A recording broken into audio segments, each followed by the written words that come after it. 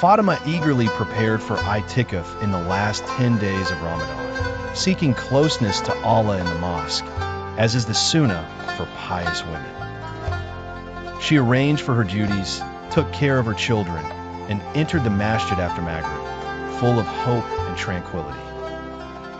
On the fourth day, Fatimah began to feel changes in her body. Later, it became clear that her menstruation had started. Remembering her lessons from reliable scholarly sources, she realized her i'tikaf was broken by the start of menstruation, as ritual purity is required for the validity of i'tikaf, according to the majority of scholars.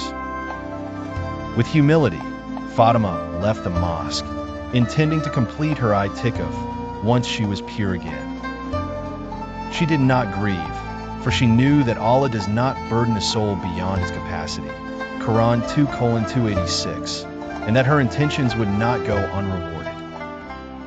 After finishing her period and becoming pure, Fatimah waited until she could find a suitable day, as advised by scholars.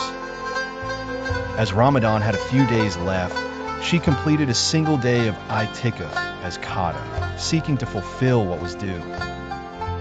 Her sincerity comforted her heart, and she rejoiced in offering extra prayers, recitation, and charity during her time.